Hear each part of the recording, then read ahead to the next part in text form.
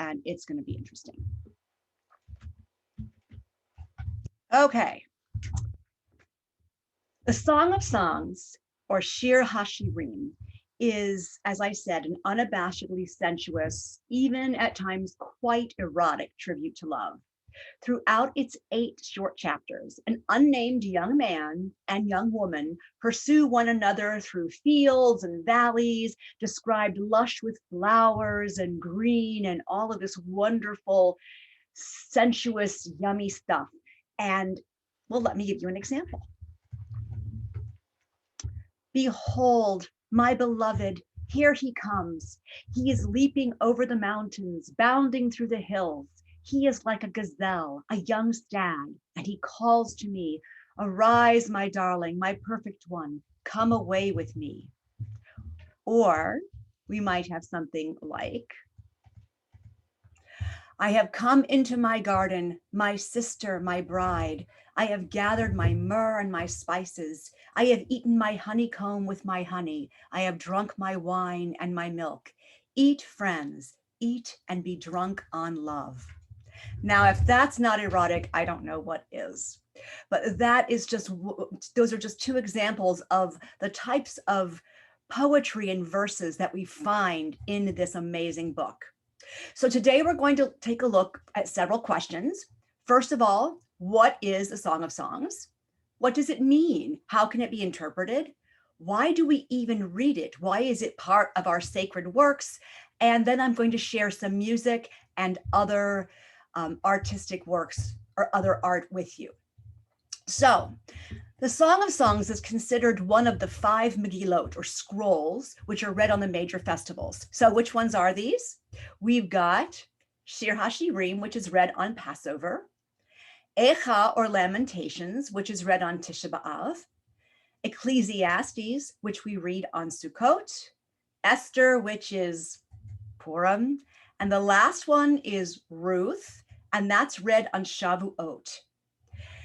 Interestingly enough, we don't know many of these Megillot anymore, the general congregation, because in traditional Judaism, they are chanted during the Musaf, or extra service on Shabbat, or the Musaf service on that particular festival. And we don't observe that extra festival.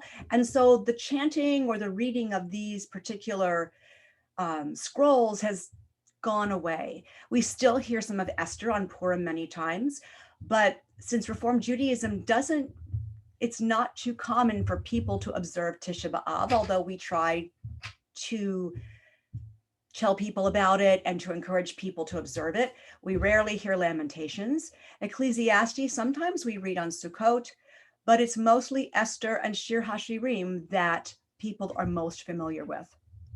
So it is chanted on Passover. Why Passover? Well, there are several possibilities. The Jewish Targum, which we will discuss later, interpreted the song as a picture of the history of the Hebrew nation beginning with the Exodus, an event most naturally associated with the Feast of Passover. So that's one reason we do it on Passover. Another one, there are many midrashim about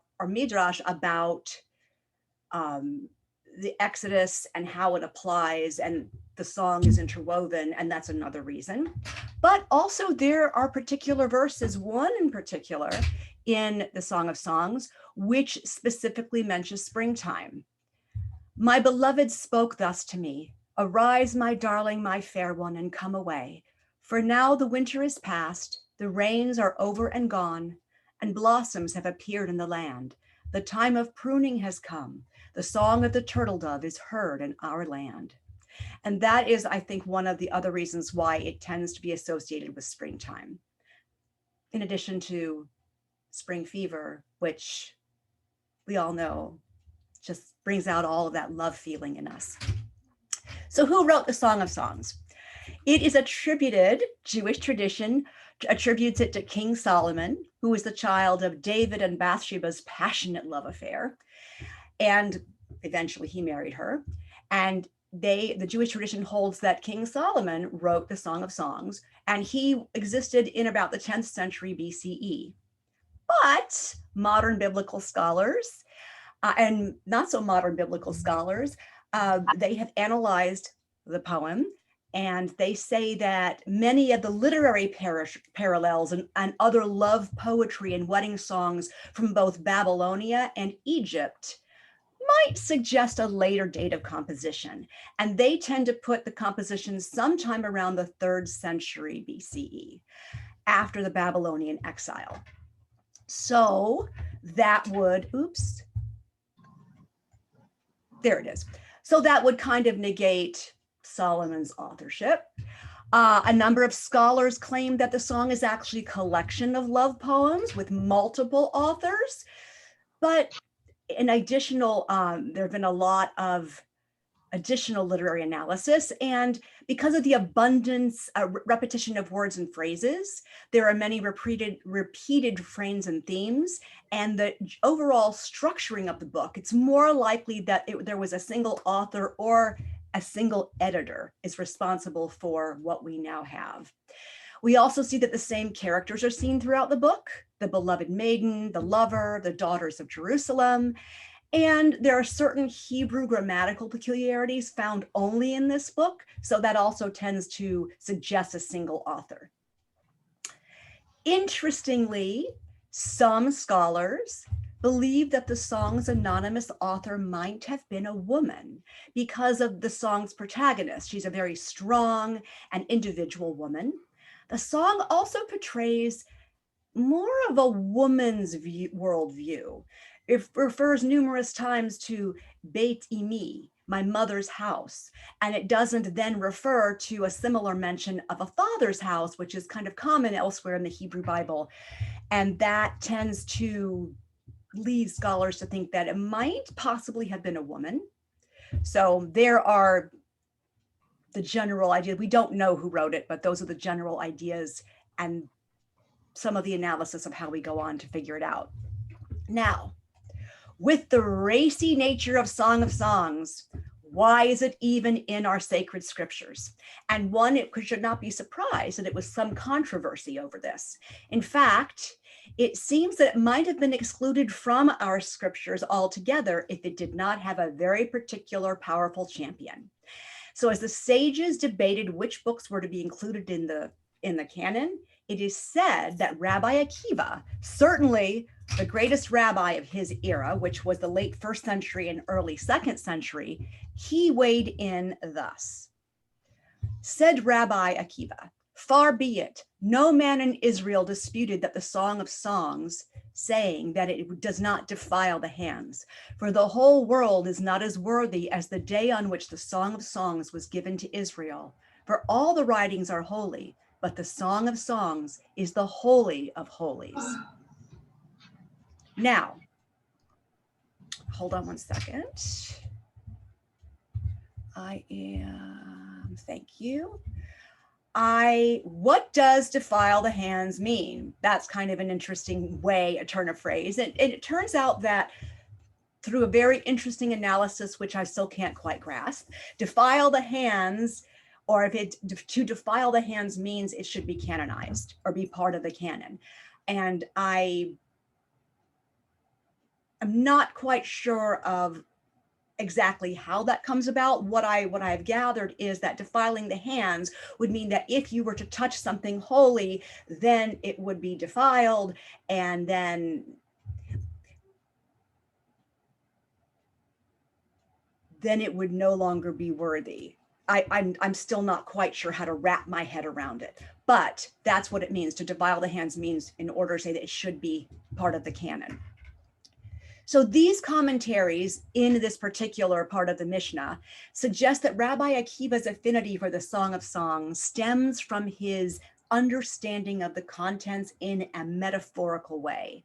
And he read the song as an allegory to the loving relationship between God and Israel. So there was a man and a woman, they were lovers, and he expanded that to be that the man represented God and the woman represented the people of Israel, and that this love expressed in Song of Songs was actually between God and the people of Israel. So let's take a little bit of a closer look at that. First, let's define allegory and metaphor. So allegory is a story, poem, or picture that can be interpreted to reveal a hidden meaning, typically religious, moral, political, something like that.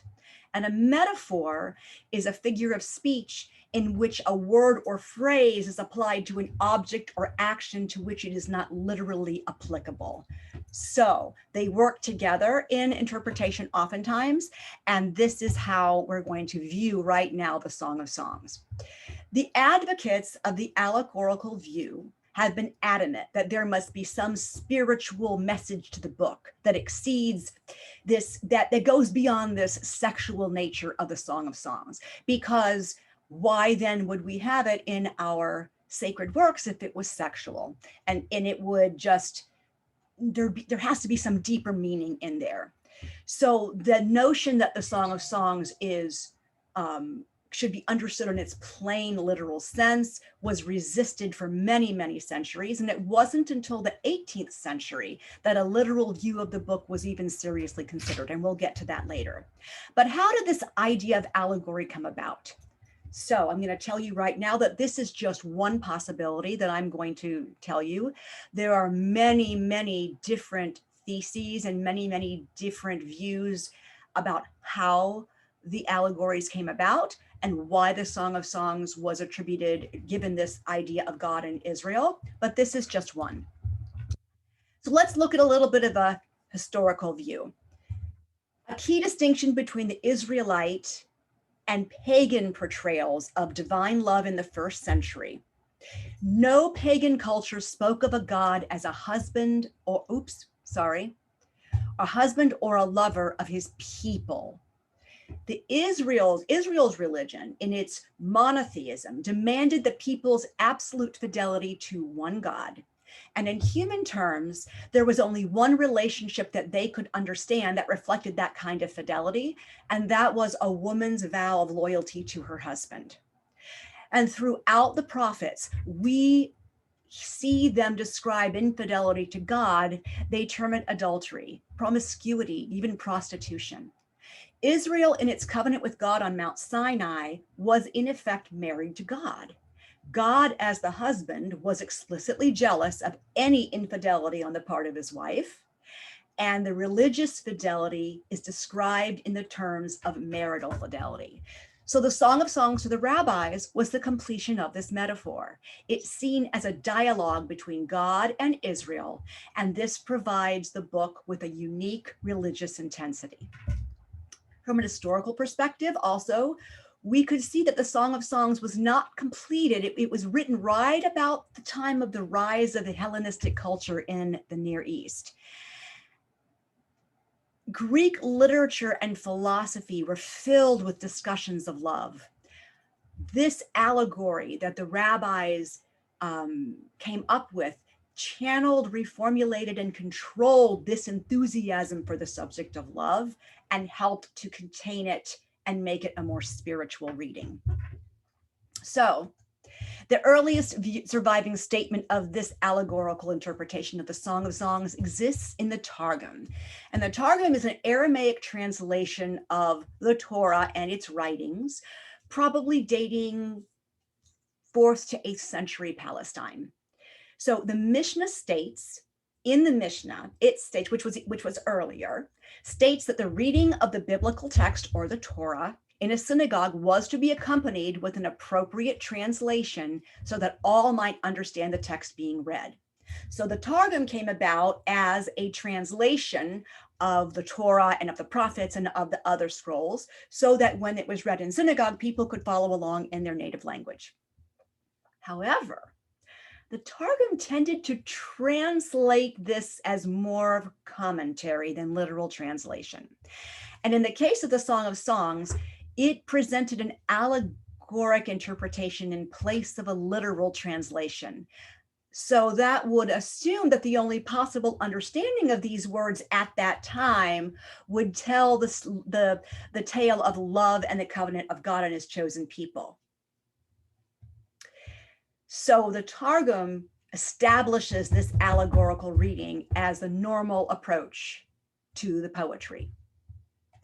The next significant commentary of the Song of Songs is the Song of Songs Rabbah, which was a compilation of rabbinic discussions recorded and redacted during roughly the first 5 centuries of the Common Era. Gathered within this are midrash, verse-by-verse explanations of the verses, and typically a portion of the verse is stated, followed by complementary or competing analyses of several rabbis, and then posing textual problems, asking questions, and basically arguing back and forth about the meaning. So that was the next time that there was a serious discussion or interpretation of this work. Some 600 years later, the eminent French rabbi Rashi continued the interpretation of Song of Songs. Rashi's commentary explored both the literal meaning of the verses and their midrashic interpretations, drawing upon precedent, comparisons to other uses of the same or similar words elsewhere in the Tanakh, and occasionally even comparisons to his 11th century French. And his understanding of the Song of Songs is once again closely related to the allegory or the allegoric understanding presented in both Targum and Midrash. Then we come to Abraham ibn Ezra. He was one of the distinguished, if not the most distinguished, Jewish scholar, philosopher, and poet of the Sephardic Golden Age. And he issued this 3-part commentary on the Song of Songs. So the first one, the first exposition or commentary, was a word-by-word analysis of the grammatical and comparative linguistic meanings of the words. That's a lot of words. And basically, that's breaking down the Hebrew and the grammar and everything and figuring out where the words come from, how could it mean? I mean, it's very exhaustive. Then he does something that hadn't been done. He does a very in-deep literal explanation of the poems, understanding them as the declarations of a rural maiden and a shepherd. But here's where it gets interesting. He presents his explanation in great detail, which must be pretty amazing, let me tell you. But he was clearly uncomfortable with how this was going to be received, because as an introduction to this second exposition, he says that we should read this with caution, because it's really only the allegory that I'm going to write about in the third part that should be taken seriously. So while he did explore this idea of a literal explanation, he warned that we shouldn't really take it too seriously, because we've got to remember that this is really about God and Israel and the love between God and Israel. And this third exposition turns this pastoral love that he had done in the literal translation into the relationship of the divine presence and Israel. As you know, the Kabbalistic interpretation of Song of Songs, it focuses not just on the love between God and Israel, but rather upon this taking this physical attraction of the male and female lovers and transforming it into the very nature of the divine, the Shekhinah, the very nature of what is divine in God and us as the people of Israel. It gets pretty heavy, but that's pretty much Kabbalah, and it's very interesting and very mystical. Then about the late 18th century, a translation was published in German by the Jewish Enlightenment scholar Moses Mendelssohn. And it was accompanied with a lot of commentary, which considered only the literal meaning of the words and the poems.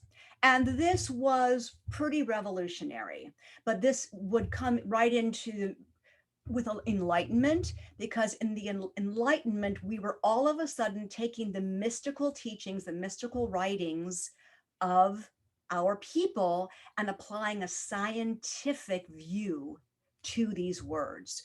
So he took it and did a very literal translation.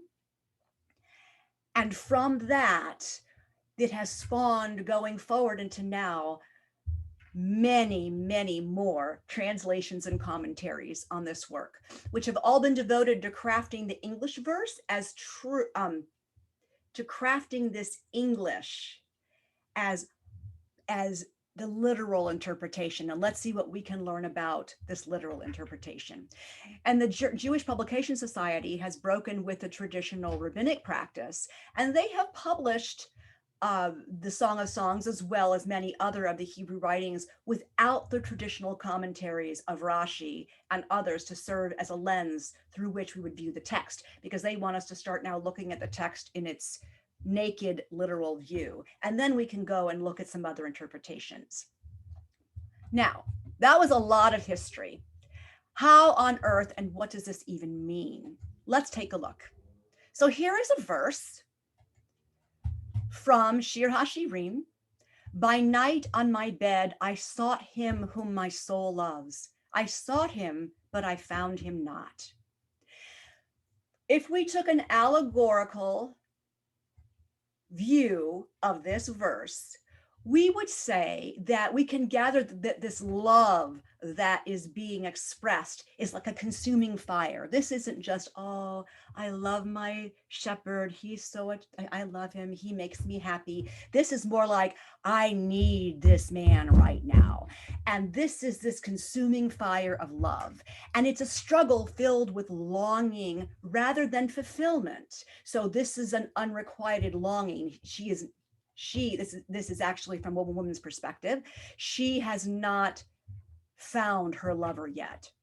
The idea of this repetition of I sought him, helps to portray and to further that motion and yearning. And the interpretation would be that the whole poem is powered by this quality of yearning throughout. The longing and the searching are the deep core of Israel's history. And it's not only, and so that Israel is seeking and longing for God, and that we have not yet found God, and we must continue to search deeply and search our texts and search our souls through prayer to find this love of God and to find the meaning within the words. So that's how you'd use that allegorical view instead of a woman who is really wishing that her lover were there with her. Here's another one.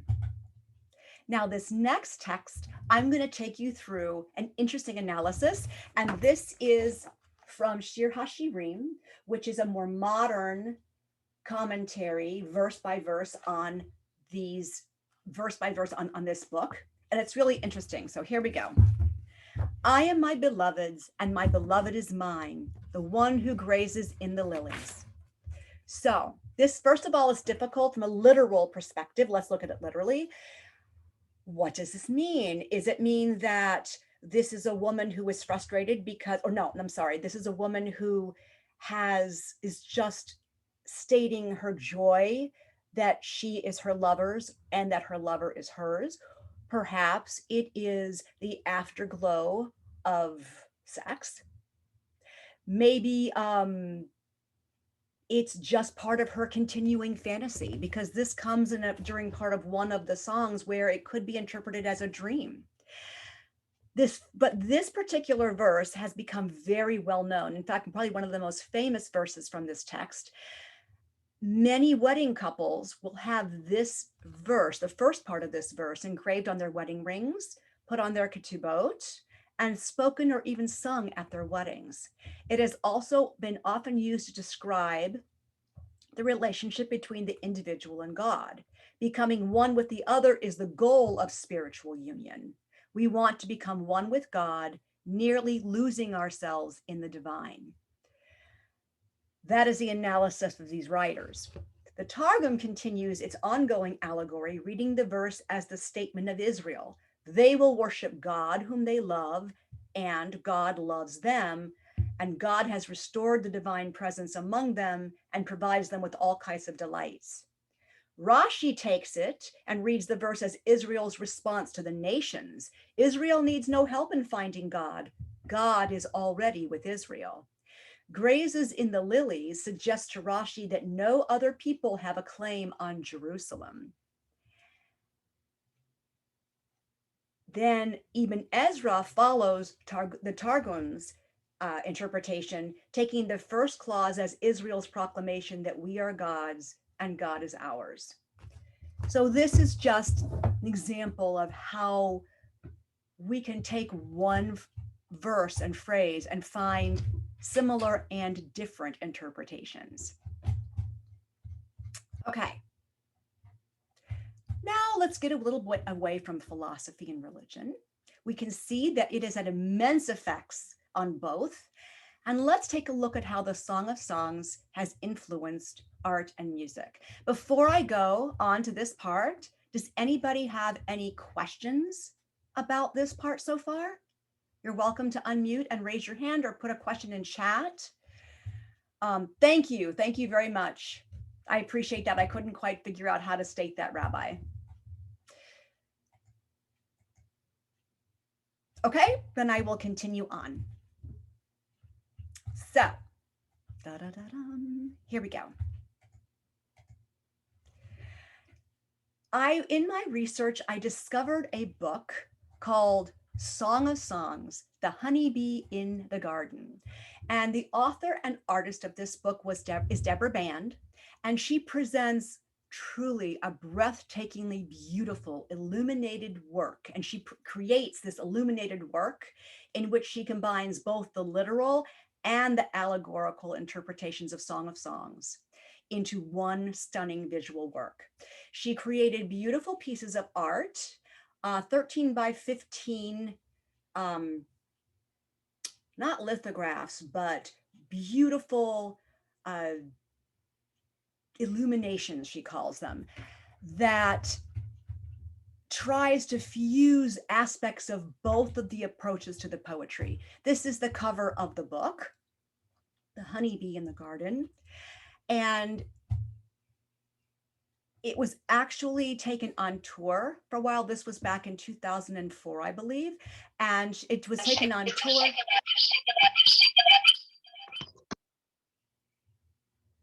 Did somebody? Okay, good.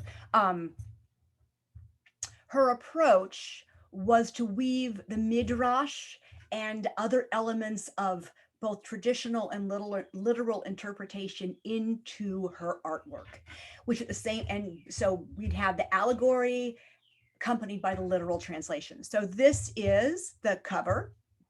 This next one is the frontispiece of her book, which is just beautiful. I'm looking at all the calligraphy that's all around. It's just gorgeous. These, like I said, are 13 by 15 paintings and paper cuts, and they were done on kosher slunk vellum, which is the same as the finest Torah scroll vellum, in ink and gouache and gold, and just beautiful color. This one is an interpretation of Book 1, verses 5 through 8. I am lovely but dark, daughters of Jerusalem. And this next one is Dodi Li Va'ani Lo Haro'eh, which we will listen to in a little bit. My love is mine and I am his, he who shepherds among the lilies. So they're very beautiful, and the whole book is filled with just beautiful illustrations. And it's still available. You can still get it, order it from her or on Amazon. Let's take a look now at music. Interestingly, Yiddish composers were always entranced with Song of Songs, and many of the love stories at the theater were influenced by the people's love of this book, which is one thing that I really haven't addressed yet. But one must suppose or presuppose that one of the reasons the rabbis worked so hard to find an allegorical view of this book was because it was so beloved by the people.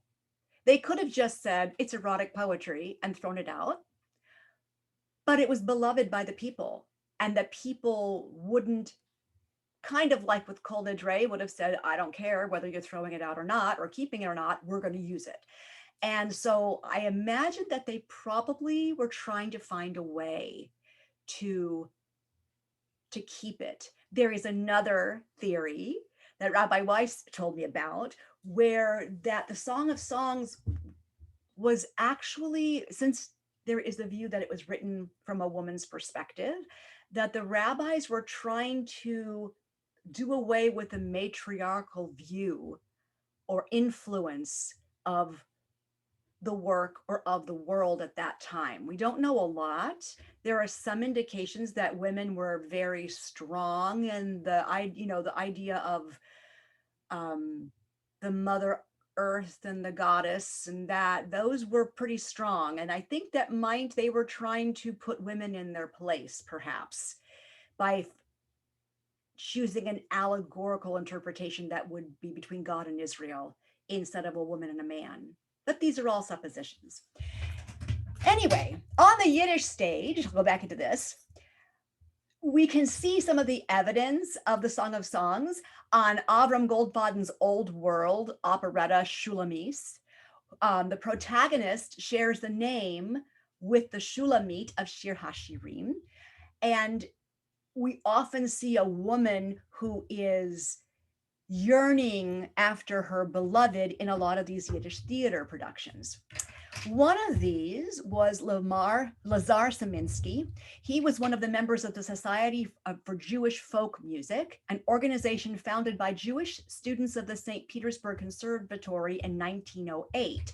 They then helped to take a lot of these Yiddish theater and Yiddish songs and brought them over to America. But he wrote a song from the melodies he collected visiting the Georgian Jewish community in the Caucasus. He claimed that it recreated an ancient folk rendition of Shir HaShirim. We don't know, but let's take a look at that. And we're going to listen to a version.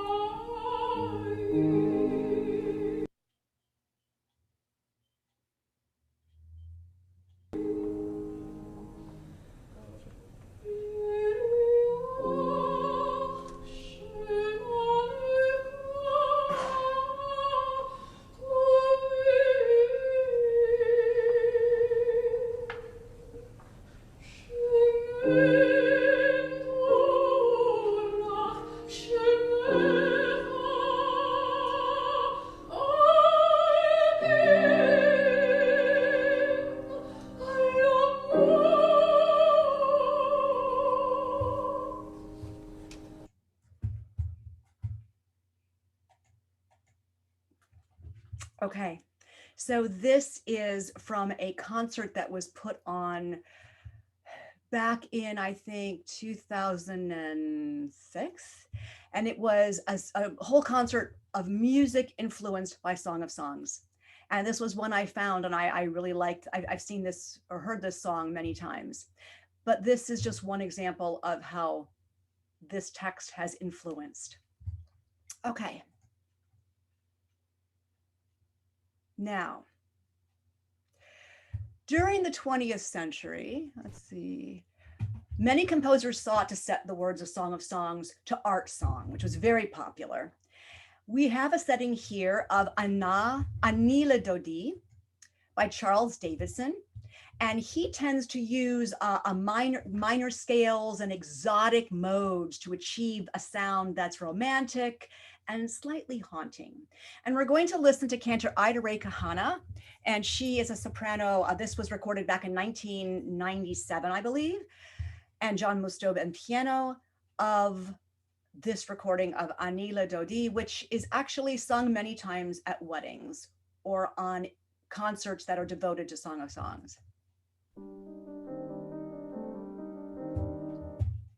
Oh, I'm sorry.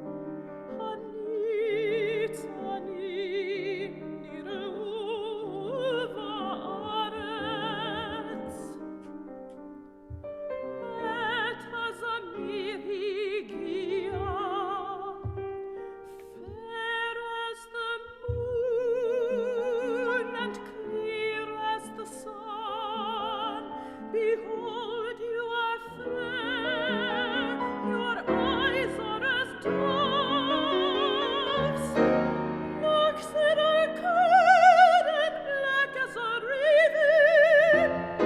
Behold, you are fair, your eyes are as doves.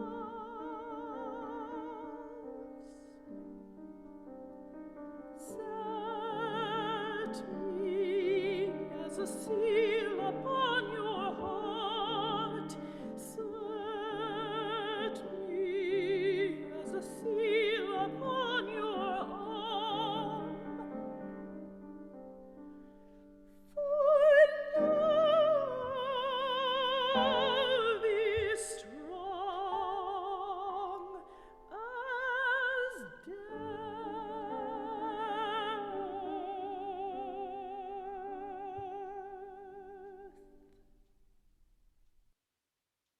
That's so beautiful. She has such a beautiful voice. But speaking of weddings, where would Jewish weddings be without Song of Songs? And you're in for a real treat here. So one of the most popular songs that is sung at weddings is Dodi Li, which this is a setting by Cantor Shir of blessed memory, singing with Ricky Lippitz and Joe Black before they became Cantor Ricky Lippitz and Rabbi Joe Black.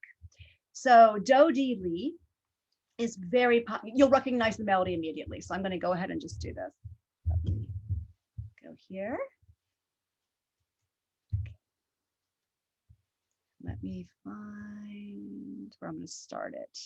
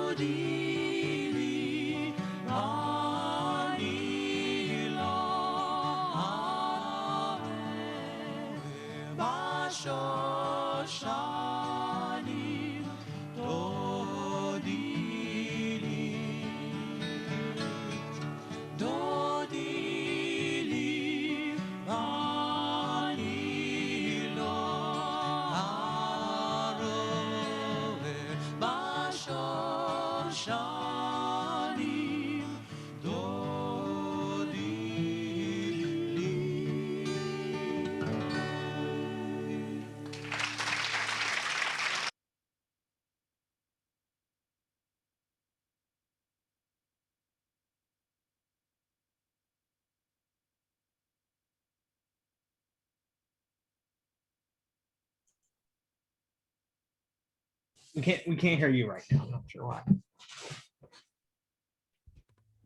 I muted myself so you wouldn't hear me singing along with them. I love that. Isn't that the most gorgeous thing you've ever heard? That's probably one of my favorite renditions of that song. Just beautiful. Let me give you the translation. Dodi Lee, my love is mine and I am his who grazes among the lilies. Basically what we had looked at earlier. It is a beautiful one and it is probably one of the most requested songs at weddings that I receive. All right, now for something completely different. Let's go. Let's look at Israeli music. Believe it or not, I'm sure Song of Songs, you would not be surprised to know that Israeli music has been influenced by love songs. This is another treat that I found. This is Ofra Haza. I think many of you know who Ofra Haza was or is. What a true, you know, it was a tragedy when she was killed very early in her life. But this is a recording of her singing Shir HaShirim B'Sha'ahuim at the Oriental Song Festival in 1977. What a beautiful voice. And this basically is Song of Songs and fun. That's the loose translation of what this is. So here we go. Oh, there it is. It's very interesting. It'll be fun. Let me find where I want to start this. Otherwise, this is very long. We'll do it right from here. Yeah, there we go.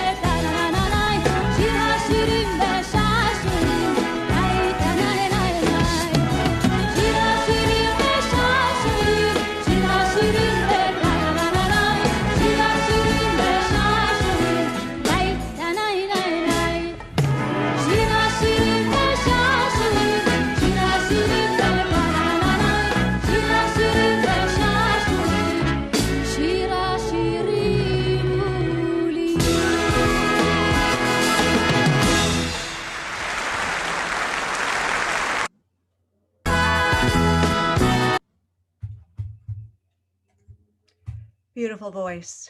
What a beautiful voice. So I want to leave you with this following thought. Before I do, I wish that I had known. One of our participants told me that Leonard Cohen had written an entire album of music called Song of Songs or based on Song of Songs. I did not know that, or I would have pulled some of that music to share with you today, but I will be looking at it soon. I hope that you've enjoyed this overview of Song of Songs and maybe gotten a little bit more of an idea of just the true beauty that can be found within this amazing work. So I'm going to leave you with the following thoughts from Father Andrew Greeley, who was an American Catholic priest, sociologist, journalist, and, as I knew him, a popular novelist. But he has a beautiful description of Song of Songs. While this allegorical interpretation was dominant for 1,000 years and more, it is not easy to sustain, for the love described in the Song of Songs is so obviously and in such rich detail, the love between a man and a woman. The song is secular love poetry, a collection of love songs gathered around a single theme. It was placed in the canon of the scriptures because it was so well loved by the people of Israel that the scriptures seemed a good place to preserve it. Thank you so much. If anybody has any questions, I would be happy to answer them or attempt to answer them.